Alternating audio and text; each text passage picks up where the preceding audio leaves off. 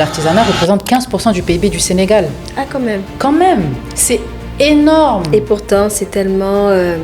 Relégué. Tu n'entends pas parler, en fait. Tu n'entends pas parler. Enfin, peut-être qu'on en parle, Oui. on en parle un peu plus, mais... Mais pas vraiment. En 2016, lorsque j'ai fini mon diplôme et que je suis allée en Côte d'Ivoire, lors de ma visite dans le marché artisanal, Oui. c'est là où j'ai eu commencé le à déclic. discuter. Voilà, j'ai eu ce déclic-là, j'ai commencé à parler avec les artisans. Et quand j'ai compris qu'ils n'arrivaient pas à s'en sortir malgré la richesse de leur savoir-faire, c'est là où je me suis dit, ah, il y a quelque chose à faire en fait. Pourquoi ne pas mettre la lumière sur ces artisans-là et montrer leur travail, montrer de quoi ils sont capables et aussi chercher à les inspirer de sorte à ce qu'ils voient la beauté de ce qu'ils ont entre les mains et qu'ils cherchent à beaucoup plus le développer sur le marché. Comme je t'ai dit, j'ai étudié en développement international. Donc moi, mes parents me voyaient aller travailler dans un organisme international, PNUD, à l'ONU, derrière un bureau, aller faire des missions, etc. Oui. Donc quand je leur ai dit que je quittais le Canada pour venir ici, ils s'y sont opposés.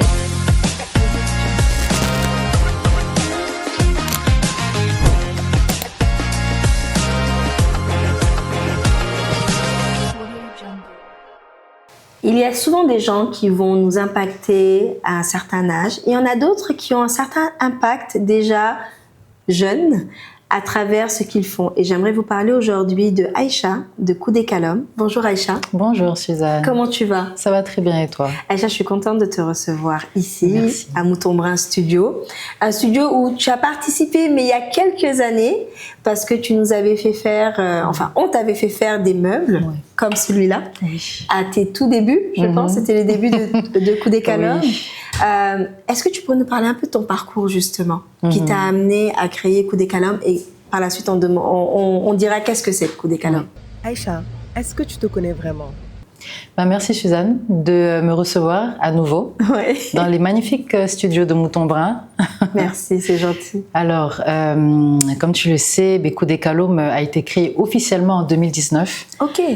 Coup des Calom, à la base, c'est une entreprise qui est là pour la valorisation de l'artisanat. Et nous sommes dans la production de meubles et tout récemment dans le design d'intérieur. Oui. Mais qu'est-ce qui t'a amené à ouvrir Coup des Calom? Ce qui m'a amené à créer Coup des Calom, étant donné que j'ai fait un diplôme en développement international et mondialisation, c'est en fait l'observation du fait que notre secteur est vraiment sous-évalué, en fait. En 2016, lors d'un voyage en Côte d'Ivoire, je me baladais dans un village artisanal et j'ai été vraiment touchée par la beauté des articles que nos artisans fabriquaient. Il y avait un peu de tout, il y avait des bijoux, il y avait des statues, il y avait des sculptures, etc. Et j'ai été prise tout simplement de curiosité, j'ai commencé à discuter avec les artisans, commencé à leur poser des questions. Et c'est dans les conversations que j'ai compris que ces personnes-là, qui étaient hyper passionnées par leur travail et qui avaient un savoir-faire vraiment extraordinaire, n'arrivaient pas à s'en sortir, en fait. Je ne comprenais pas pourquoi. Parce que pour moi, en Afrique, on a des ressources vraiment de très haute qualité, de très haute facture, le monde se les arrache, etc. Mais pour moi, ça a toujours été injuste qu'on n'arrive pas à s'en sortir et qu'on soit le continent le plus pauvre au monde en tant que tel. Donc, j'ai toujours eu ce background-là. J'ai toujours eu un problème avec cet aspect-là du développement en tant que tel. Et donc, moi, mon motto, disons, c'est de chercher des solutions au développement des populations vulnérables. Donc, en 2016, lorsque j'ai fini mon diplôme et que je suis allée en Côte d'Ivoire, lors de ma visite dans le marché artisanal, c'est là où donc j'ai commencé à discuter. Voilà, j'ai eu ce déclic-là, j'ai commencé à parler avec les artisans. Et quand j'ai compris qu'ils n'arrivaient pas à s'en sortir malgré la richesse de leur savoir-faire, c'est là où je me suis dit, ah, il y a quelque chose à faire en fait. Pourquoi ne pas mettre la lumière sur ces artisans-là et montrer leur travail, montrer de quoi ils sont capables et aussi chercher à les inspirer de sorte à ce qu'ils voient la beauté de ce qu'ils ont entre les mains et qu'ils cherchent à beaucoup plus le développer sur le marché. Beaucoup plus travailler, les structurer, les aider à se structurer. Je pense que quand je t'ai connue d'ailleurs, c'était ça que tu faisais. Oui. Tu nous as mis en rapport avec des artisans pour créer des meubles qu'on voulait sur mesure. Et je te voyais, ce que j'avais beaucoup apprécié parce que je te suivais à l'époque, on allait ensemble les voir, c'est que tu étais très minutieuse, pointilleuse. Tu leur apprenais un peu à travailler un peu plus la finesse de ce qu'ils proposaient, mais toujours avec douceur et beaucoup de pédagogie. Et ce que j'aimais beaucoup, c'était de voir que c'était des personnes d'un certain âge qui avaient de l'expérience, qui auraient peut-être mal pris le fait qu'une jeune vienne leur dire quoi faire, mais je sentais un énorme respect des deux parties et ça m'avait beaucoup impressionné, cette approche que tu avais. Mais pourquoi le nom Coudé Kalom? Ça m'intrigue, je ne t'ai jamais demandé. Oui, c'est vrai, il n'y a pas beaucoup de monde qui me pose la question. Ouais. En fait, Coudé Kalom, parce que mon père vient d'un village près de Ngaïbéré, donc le village de Kouré Kalom. Et en fait, du côté de mon père, nous sommes des Oudés, donc des maroquiniers. Du côté de ma mère, nous sommes des Tegue, donc c'est la caste des bijoutiers, etc. Mais en général, lorsque tu prends ces deux aspects de ma famille, du côté de mon père et du côté de ma mère, nous sommes des Niagnons. D'accord. Et au moment de créer mon entreprise, j'en ai parlé à mon père. Il m'a dit, mais écoute, pourquoi est-ce que tu ne prendrais pas tes racines comme inspiration en tant que tel, le village de Kouré Kalom.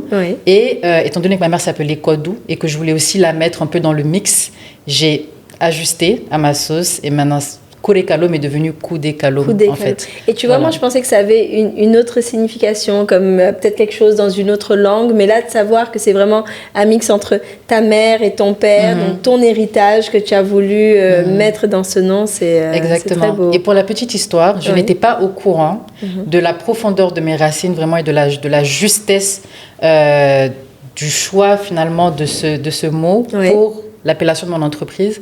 C'est après que j'en ai parlé à mon père qu'il m'a dit, mais est-ce que tu sais que le village où ton grand-père est né, c'est le village de Kouré, c'est un village de cordonniers, un village de maroquiniers. C'est après ça, dans la discussion, que j'ai vraiment compris, que j'ai compris réellement et vraiment d'où je venais. Et en fait, que c'était finalement logique que je suive cette voie-là. Héritière de ton patrimoine, c'est impressionnant ça. Inconsciemment, tu es allée vers ça, mais c'est très beau. Écoute, ça m'amène à l'autre question que j'avais, c'était un peu les valeurs de Coudé Kalom. Qu'est-ce que tu veux transmettre comme valeur en tant que telle? Quand tu crées Coudé Kalom, tu as un peu répondu, mais quelles sont les valeurs qui te sont propres, qui te sont chères? Alors, c'est drôle parce que tu l'as dit tout à l'heure quand tu as parlé des tout débuts de Coudé Kalom. Donc, pourquoi est-ce que j'ai créé cette entreprise de production de meubles? Donc, au tout début, on faisait de la production de sacs, d'accessoires de mode. Ah, je ne savais pas. Sérieusement? Donc, d'où le fait que ça te... Ah, d'accord. Oui, au début, on faisait des sacs et des chaussures. Et en fait, je me suis rendu compte que les menuisiers étaient ceux qui avaient le plus besoin d'aide à la structuration dans ce secteur-là. Je confirme. Donc, voilà, je suis partie tout naturellement vers les menuisiers.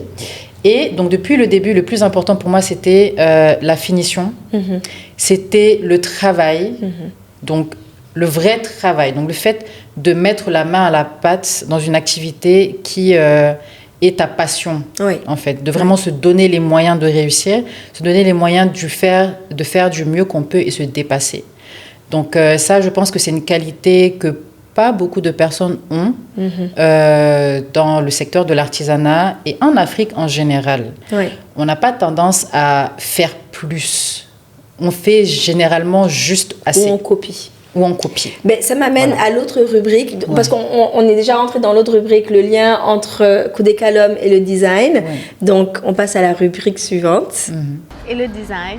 Donc, justement, on en parle là, le lien entre le design et Coudé Kalom. Oui, tu parles de cette finesse et le fait que les gens ne vont pas chercher plus loin que ce qu'ils ont l'habitude de faire. Et c'est là où le design intervient. Je pense que maintenant où on vit dans un monde où le design se développe beaucoup dans nos pays également, même s'il existait déjà, mais on le met plus en avant, on va plus rechercher. Est-ce que tu fais ce travail, j'imagine, de recherche avec tes artisans pour aller vers d'autres choses, pour proposer d'autres types de production qui ne ressemblent pas à ce qu'on a l'habitude de voir dans nos marchés. Tu le fais? Oui, oui, effectivement. Donc, aujourd'hui, avec Internet, on a accès à tout plein d'inspirations en tant que tel. On peut aussi, à travers les livres, aller sur les inspirations qui sont africaines. Là, en ce moment, on parle beaucoup d'afro-modernisme, donc afro-maximalisme aussi. Donc, le fait de merger de merger la tradition à tout ce qui est moderne et tout ce qui est contemporain. Oui. Donc, c'est quelque chose qu'on fait assez souvent, cette recherche-là en profondeur, que ce soit dans les inspirations ou aussi dans le type de matière première qu'on va utiliser, en fait. OK. Vous faites des mixtes également. Voilà, on fait des mix. Donc, il y a des clients qui ont l'habitude qu'on utilise un certain bois parce qu'ils le connaissent. Par exemple, le bois de Djimbe. Donc, il y a le bois de Djimbe qui est assez utilisé, il y a le bois de Veigne, il y a le bois rouge, il y a le bois blanc, il y a le bois de teck, etc. Ce sont des bois qui sont connus ici. Mais on cherche aussi à s'étendre vers d'autres bois qui sont dans d'autres pays d'Afrique, qui existent là-bas, qui sont tout aussi de qualité, qui sont tout aussi durables, mais qui ne sont pas forcément connus ici. Mais est-ce qu'ils sont chers? Ils sont relativement au même prix en tant que tels. D'accord. Mais ils sont encore, ils sont encore inférieurs à la quantité de bois qui existe déjà ici. D'accord. Donc, on peut en trouver, pas trop. Cependant, il faut faire la recherche, en fait. Mais une fois qu'on a réussi à trouver ce bois-là, il faut travailler avec des artisans qui connaissent ce bois. Ce que j'allais te dire. Oui, c'est pas évident de transformer des bois qu'on ne connaît pas. Beaucoup d'artisans ici sont réticents même à le faire parce que le bois est une matière très, très capricieuse, en fait, en tant que Mais tel. tu sais, ça m'amène à un point, c'est pourquoi aussi je t'ai invité, c'est parce que j'aimerais parler de la qualité, en tout cas des artisans que tu as. Ce meuble, il date d'il y a combien de temps? Oui, il y a 5 ans. 5 ans? Ça fait 5 ans qu'il existe. Je pense qu'on a commencé en 2021. Et ce meuble, il en a vu de toutes les couleurs. Et là qu'il est au studio, crois-moi, on ne l'épargne pas. Et il tient le coup, il n'a pas craqué. Parce que je sais que c'est souvent un problème quand on a des artisans qui travaillent le bois ici au Sénégal, c'est que des fois le bois travaille, le bois vit, mais il va craqueler. Parce que souvent, de ce que j'avais cru comprendre, les bois qu'on nous vend ici, des fois, ne sont pas encore assez secs. Oui, c'est ça. Ils ne sont pas assez secs. On essaie de les faire sécher rapidement à travers certains processus, mais ça ne marche pas toujours et on se retrouve avec des bois qui craquellent. Et moi, ce que j'avais beaucoup aimé avec tes meubles, c'est que non, ça a tenu le coup. C'est bien là et toujours là. Mais est-ce que toi, quand tu vas importer ou aller chercher des bois de d'autres pays, tu tiens compte de ça, de notre climat et du fait que ça peut bouger? Oui, oui. Donc, vice-versa. Lorsque on s'approvisionne, parce qu'il y a des entreprises qui vendent du bois provenant d'autres pays comme le Cameroun, le Congo, etc. Ici, il y a des boutiques sénégalaises qui vendent des bois importés ici. Bon, il faut les connaître et tout. Mais lorsqu'on achète ce bois-là, déjà, il faut savoir que le revendeur va te proposer du bois sec et du bois humide. À toi de voir ce que tu veux choisir. D'accord. C'est ça. En fonction de si tu as les fonds pour pouvoir te faire un petit stock à côté ou pas. Si c'est pour une commande sur mesure qui est pressée, qui doit être livrée dans 1 mois ou 2, là, on est obligé d'acheter du bois sec parce qu'on n'a pas le temps d'attendre que le bois sèche. Mais si on a le luxe de pouvoir attendre un tout petit peu ou qu'on a un atelier, on peut acheter le bois et attendre. Donc là, on va le faire sécher. Au soleil, de manière artisanale. Enfin, la majorité des personnes qui font ça ici le font de manière artisanale, parce que la machine en tant que telle coûte cher. Coûte hyper cher, la technologie coûte cher. Et apparemment, d'après ce que j'ai compris, ça absorbe beaucoup d'électricité aussi. Donc il faut être prêt pour ça. C'est pas forcément la bonne option en tant que telle d'acheter du bois humide, à moins qu'on soit sûr à 100% que le bois il est humide. À disons 20% à 30%, qu'il est presque sec, voilà, et qu'on peut le garder et le laisser sécher jusqu'à ce qu'on soit prêt à transformer le bois en un meuble. Et tu sais, c'est là où nos artisans rencontrent certains défis sur le plan budgétaire. Donc, s'ils n'ont pas le budget pour pouvoir acheter du bois sec, ils nous revendent du bois, enfin, ils travaillent sur du bois humide ou pas entièrement séché. Parce qu'également, le problème qu'ils peuvent avoir, c'est le stockage. Parce que tu sais, ce bois que tu veux mettre à l'air libre et séché, il faut avoir forcément la place. Ce n'est pas forcément également le cas. Les machines coûtent cher. Mais ça m'amène à une question que j'ai envie de te poser depuis longtemps. C'est comment tu vis ou comment ton entourage perçoit ce que tu fais? Comme je t'ai dit, j'ai étudié en développement international. Donc moi, mes parents me voyaient aller travailler dans un organisme international, PNUD, à l'ONU, derrière un bureau, aller faire des missions, etc.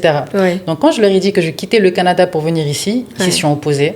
Ils m'ont dit, mais qu'est-ce que tu vas faire ici? Tu vas lancer une entreprise, mais de quoi? De meubles? Ils ne comprenaient pas vraiment. Mais moi, j'avais une vision en tant que telle. Et cette vision-là, elle est venue très tôt. C'était vraiment de valoriser le secteur de l'artisanat. Parce que je comprenais pas pourquoi est-ce qu'on investissait dans tous ces secteurs-là, donc la santé, l'agriculture, etc., mais que l'artisanat était mis de côté. Alors que, et c'est une information que je répète souvent sur mes réseaux, l'artisanat représente 15% du PIB du Sénégal. Ah, quand même. Quand même, c'est énorme. Et pourtant, c'est tellement... relégué. Tu n'entends pas parler, en fait. Tu n'entends pas parler. Enfin, peut-être qu'on en parle, on en parle un peu plus, mais... Mais pas vraiment. Et quand on parle de l'artisanat, c'est la couturière, c'est celle qui s'occupe des cheveux, donc c'est la coiffeuse, c'est le cordonnier, c'est l'artisan, En fait, l'artisanat prend tellement de formes en tant que tel, mais il n'est pas vraiment compris, en fait. Et moi, je me suis lancée dans la branche de l'artisanat de confection en tant que tel. Et jusqu'à présent, mes parents ont encore un peu de mal à comprendre, mon entourage a encore un peu de mal à comprendre. Mais ce qu'ils avaient surtout du mal à conceptualiser, c'était le fait qu'il y avait un lien direct entre le développement international, le développement et l'aide à l'artisanat. Tout à fait. Donc au tout début, Koudekalom, ce n'était pas supposé être une entreprise de production de meubles. On était là juste pour valoriser l'artisanat. On était là pour parler de leurs challenges, on était là pour parler du manque de structuration dans le secteur, on était là pour parler de la problématique de la formation chez les artisans, on parlait de la problématique des compétences, on parlait du manque d'accès au financement. Et quand j'allais chez les artisans et qu'on avait des interviews avec eux, des discussions, je leur posais des questions à savoir comment est-ce que le gouvernement peut vous aider. Et à plusieurs reprises, est-ce qu'ils m'ont dit, mais toi, le travail que tu fais là, c'est le gouvernement qui devrait le faire, c'est pas toi. Mais écoute, tu es ambassadrice, moi j'ai envie de dire, de ce côté artisanat dont on a besoin, parce qu'on en a besoin. Tu sais, aujourd'hui, quand on a quelque chose, en tout cas nous chez Mouton Brun, quand on a des besoins spécifiques sur mesure et qu'on veut une touche, mais on va appeler nos artisans en fait. On va les appeler, on va leur expliquer. Et je trouve que aussi nos artisans se sont développés, comme tu dis, avec l'avènement des réseaux sociaux. Ils savent qu'il y a plusieurs possibilités. Et quand tu montres à un artisan qu'il est capable de faire ceci, même si au début il va être réticent parce qu'il n'aime pas forcément le changement, quand il va voir qu'il est capable, lui-même il est très fier. Nous on a des artisans, ils viennent, ils se prennent en photo devant leur réalisation parce qu'ils savent qu'ils viennent de réaliser quelque chose qu'ils n'ont pas l'habitude de faire. La fois d'après, quand tu vas le contacter pour un nouveau challenge, il va être plus ouvert à le faire et peut-être après le reproduire ou créer une variante et le proposer à d'autres clients. Donc je pense que c'est comme ça, petit à petit, qu'on peut faire développer les choses. Écoute, on va passer à la dernière rubrique. C'est une rubrique où je vais te demander de prendre ton téléphone et je vais t'expliquer ce que je vais t'envoyer. Montant en réponse. Alors Aïcha, je viens de t'envoyer une liste de 10 questions proposées par mon équipe. Je n'ai rien vu avant de te l'envoyer. Tu vas choisir 3 questions, je vais en choisir 3. Donc, one by one, tu me poses une question, je t'en pose une et vice-versa. D'accord. Je te laisse l'honneur, choisis une question. Alors, je vais fermer les yeux et... Tac, m'arrêter sur une question. Une tendance déco que tu aimerais voir disparaître définitivement? Oh, les tasseaux, là. Mais je peux plus. Sérieux? Ah, mais non, c'est pas possible. Ah, c'est vrai qu'ils ont inondé le marché ces derniers temps. Vous savez, les lamelles, là, on les voit partout. Partout. À toutes les sauces. Au niveau du mur de télé, dans les cuisines, partout. Les lambris, là. Alors qu'il y a tellement de revêtements muraux possibles. Et il y en a tellement sur le marché. Mais justement, comme eux, ils ont inondé 80% du marché, on ne voit pas les autres. Donc, moi, en tant que designer d'intérieur, il faut me voir avec mon équipe quand ils font des moodboards et ils proposent ça aux clients. Non, enlève-moi ça. On va proposer autre chose parce que Une tendance, c'est bien. C'est bien pour un moment. C'est quelque chose qui doit être là pour un moment, qui part et on change. Quand on met ça un peu partout, pour moi, ça devient un peu trop du déjà vu partout. Et j'aime bien avoir quelque chose de différent. Quelque chose qui surprend, mais pas la même chose partout. Le moment le plus satisfaisant pour toi, est-ce que c'est lorsque tu finis un design ou lorsque tu vois les gens l'utiliser? Intéressant. Alors, ce sont deux moments clés, vraiment. Mais je pense que le moment le plus satisfaisant pour moi, c'est lorsque je finis le design. C'est vraiment lorsque je finis le design. Parce que, comme on a dit tout à l'heure, en fait, ce sont de longues heures déjà à réfléchir, à imaginer, à conceptualiser sur le terrain, lors de l'achat, à chercher les bons fournisseurs, à les trouver aussi. C'est un travail de longue haleine. Mais lorsque tout vient ensemble, lorsque tu vois ta vision concrétisée et que tu vois le produit en fait de l'imagination, de tout le travail que tu as abattu en fait ces derniers mois, parce que ce n'est jamais quelque chose qui est très rapide, y a de quoi être fier. Je suis d'accord avec toi. Il y a de quoi être fier. Et c'est là où tu te dis, ouf, ces longues heures que j'ai passées vraiment à travailler, des fois tu dors 2 heures, 3 heures, mais le lendemain il faut continuer. C'est là où tu te dis en fait que le travail paye et que tu es satisfait. Je vais te poser la première question sur laquelle je suis tombée. Si Mouton Brun M était une personne, comment serait sa personnalité? Oh, si Mouton Brun M était une personne, ce serait quelqu'un de très curieux. Parce que dans Mouton Brun M, ce qu'on aime justement, c'est la diversité. La diversité sur le plan personnalité, la diversité sur ce qu'on sait faire, ce qu'on apporte au monde ou qu'on apporte à soi-même ou à son entourage. Le fait qu'on veuille montrer que tout peut être différent, mais en même temps, tout peut avoir un lien ensemble. Donc, chez Mouton Brun M, le concept de l'émission, c'est de montrer qu'il peut y avoir plusieurs personnes qui ont des profils totalement différents, pourtant qui ont un lien. Le lien, c'est le design, oui, mais pas que. On rencontre des gens avec une personnalité toujours incroyable. Il y a des gens qui sont très timides, mais quand on les entend parler, mais ils sont inspirants. Il y a des gens comme toi et moi qui sommes très bavardes, et pourtant on a aussi beaucoup de choses à dire intéressantes. Et c'est de montrer qu'on peut être différent, mais en même temps avoir des liens de connexion beaucoup plus qu'on ne le pense. Donc c'est un peu ça, Mouton Brun. Effectivement, oui. À mon tour, ma dernière question. Quel style d'intérieur tu trouves intemporel? Les styles d'intérieur que je trouve intemporels, je dirais... Après, c'est très niche. Mais j'aurais dit... En fait, c'est pas pour me jeter des fleurs ou pour parler de mon business. Mais la production de bois, donc l'afro-modernisme. Je n'aime pas dire le scandinave, parce que pour moi, ce n'est pas une, ce n'est pas une trend. C'est un style que certains aiment, mais je comprends ce que tu veux dire. C'est cette touche de bois que tu vas retrouver dans les intérieurs. Je dirais le Japendi alors. Je dirais le Japendi. Parce que c'est très simple, c'est épuré, et tu peux quand même mettre une touche de maximalisme à l'intérieur, mais ce qui fait que c'est intemporel, c'est en fait, c'est le bois en fait, c'est la simplicité tout simplement des meubles qui sont à la fois simples, mais aussi fonctionnels. Alors, une dernière question. De mon côté. Oui, de ton côté. Je savais que c'était pas ma dernière question. C'est ça. Plutôt design ultra moderne ou style vintage revisité? Oh, vintage. Je suis très vintage. J'aime le vintage. L'ultra moderne peut être très beau, mais des fois, malheureusement, dépendamment de comment on le présente, il peut être froid. Aïcha, toi et moi, on terminera jamais de discuter. Jamais. Parce que nous sommes deux passionnés. Je te remercie d'être venue. Ça m'a fait beaucoup plaisir de discuter avec toi de notre passion commune.